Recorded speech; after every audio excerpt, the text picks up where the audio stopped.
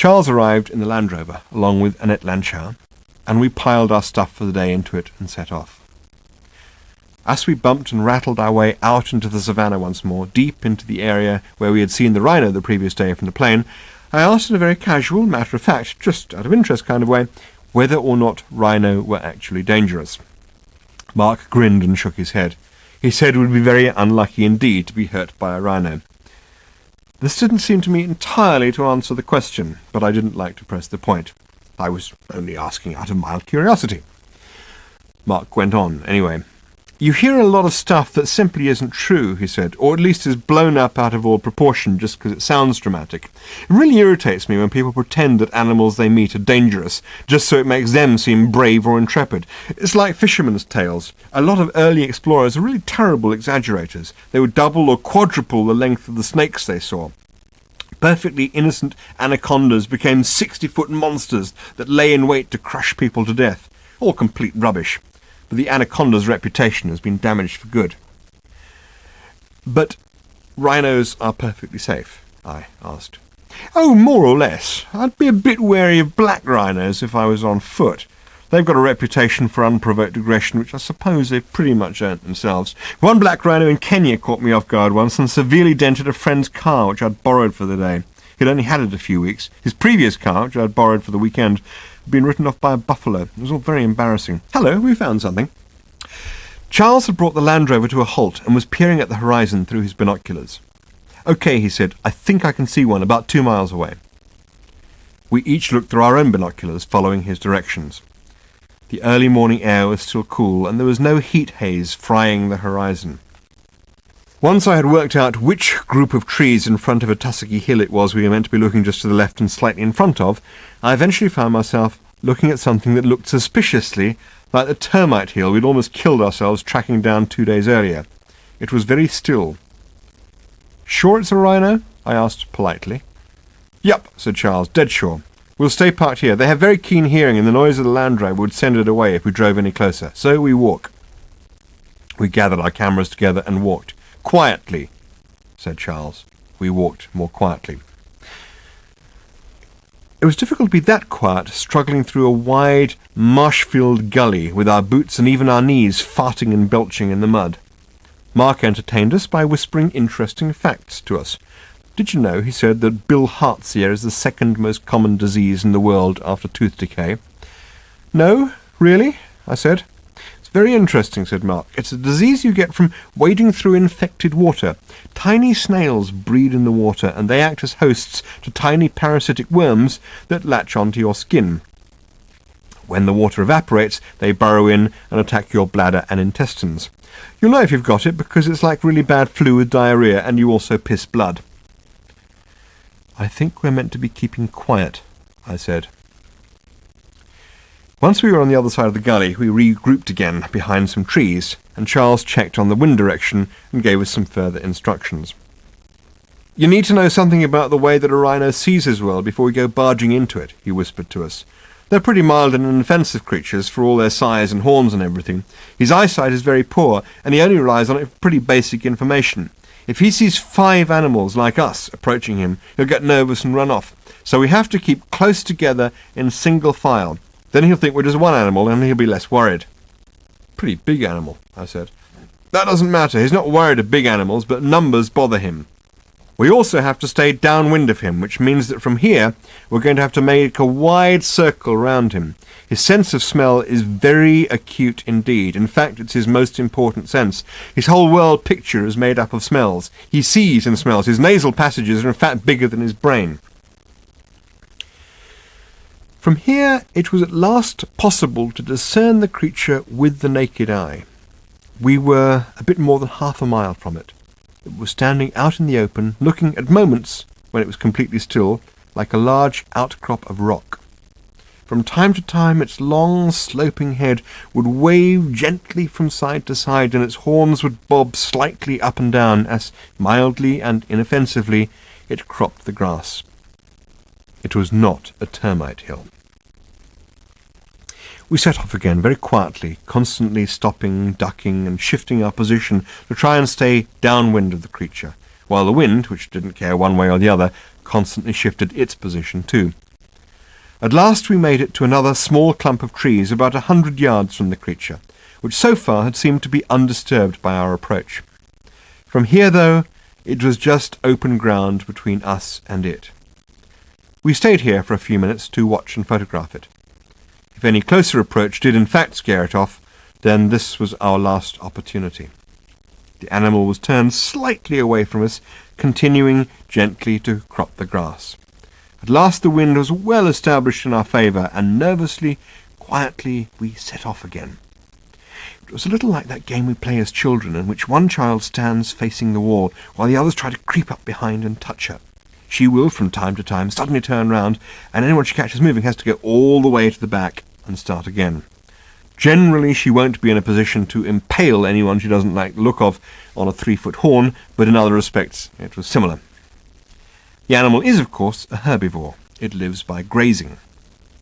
The closer we crept to it and the more monstrously it loomed in front of us, the more incongruous its gentle activity seemed to be. It was like watching a JCB excavator quietly getting on with a little weeding. At about 40 yards distance, the rhinoceros suddenly stopped eating and looked up. It turned slowly to look at us and regarded us with grave suspicion, while we tried very hard to look like the smallest and most inoffensive animal we could possibly be. It watched us carefully but without apparent comprehension, its small black eyes peering dully at us from either side of its horn. You can't help but try and follow an animal's thought processes, and you can't help, when faced with an animal like a 3-ton rhinoceros with nasal passages bigger than its brain, but fail. The world of smells is now virtually closed to modern man. Not that we haven't got a sense of smell. We sniff our food or wine, we occasionally smell a flower, and we can usually tell if there's a gas leak, but generally it's all a bit of a blur, and often an irrelevant or bothersome blur at that. When we read that Napoleon wrote to Josephine on one occasion, "Don't wash, I'm coming home," we are simply bemused and almost think of it as deviant behaviour. We are so used to thinking of sight, closely followed by hearing, as the chief of the senses, that we find it hard to visualize, the word itself is a giveaway, a world which declares itself primarily to the sense of smells. It's not a world our mental processes can resolve, or at least they are no longer practiced in resolving it. For a great many animals, however, smell is the chief of the senses. It tells them what is good to eat and what is not. We go by what the packet tells us in the sell-by date.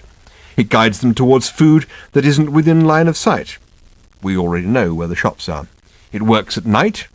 We turn on the light.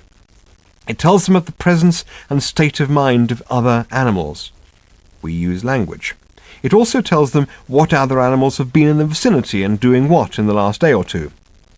We simply don't know unless they've left a note. Rhinoceroses declare their movements and their territory to other animals by stamping in their feces and then leaving smell traces of themselves wherever they walk, which is the sort of note we would not appreciate being left. When we smell something slightly unexpected, if we can't immediately make sense of it and it isn't particularly bothersome, we simply ignore it, and this is probably equivalent to the rhino's reaction to seeing us. It appeared not to make any particular decision about us, but merely to forget that it had a decision to make. The grass presented it with something infinitely richer and more interesting to its senses, and the animal returned to cropping it. We crept on closer. Eventually we got to within about 25 yards, and Charles signalled us to stop. We were close enough, quite close enough. We were, in fact, astoundingly close to it. The animal measured about 6 feet high at its shoulders and sloped down gradually towards its hindquarters and its rear legs, which were chubby with muscle. The sheer immensity of every part of it exercised a fearful magnetism on the mind. When the rhino moved a leg just slightly, huge muscles moved easily under its skin, like Volkswagens parking. The noise of our cameras seemed to distract it, and it looked up again, but not in our direction. It appeared not to know what to think about this, and after a while returned to grazing. The light breeze that was blowing towards us began to shift its direction, and we shifted with it, which brought us round more to the front of the rhino. This seemed to us, in our world dominated by vision, to be an odd thing to do, but so long as the rhino could not smell us, it could take or leave what we looked like. It then turned slightly towards us itself, so that we were suddenly crouched in full view of the beast. It seemed to chew a little more thoughtfully, but for a while paid us no more mind than that. We watched quietly for fully 3 or 4 minutes, and even the sound of our cameras ceased to bother the animal. After a few minutes, we became a little more careless about noise and started to talk to each other about our reactions, and now the rhino became a little more restive and uneasy. It stopped grazing, lifted its head and looked at us steadily for about a minute, still uncertain what to do.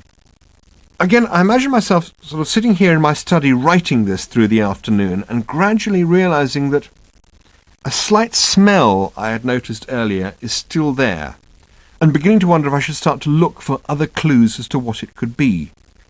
I would start to look for something I could see, a bottle of something that's fallen over or something electrical that's overheating. The smell is simply the clue that there's something I should look for. For the rhino, the sight of us was simply a clue that there was something he should sniff for. And he began to sniff the air more carefully and to move around in a slow, careful arc.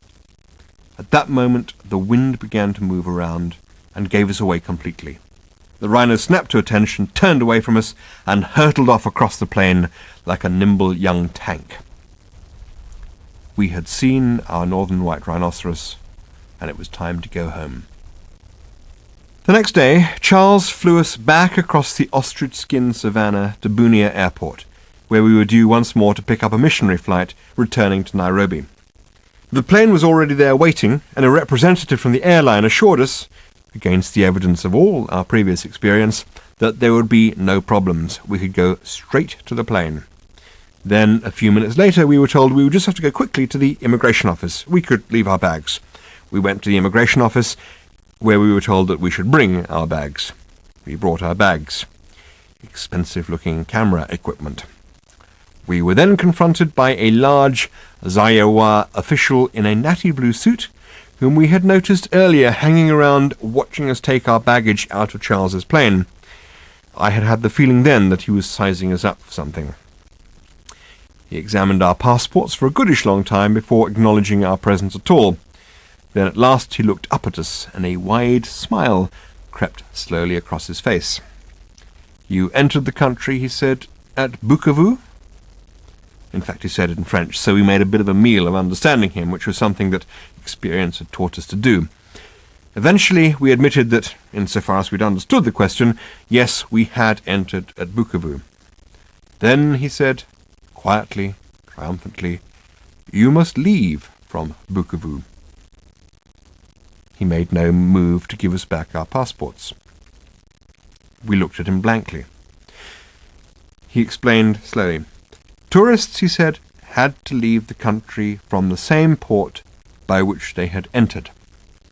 Smile. We utterly failed to understand what he had said. This was almost true anyway. It was the most preposterous invention. He still held on to our passports. Next to him, a young girl was sitting, studiously copying down copious information from other visitors' passports, information that would almost certainly never see the light of day again.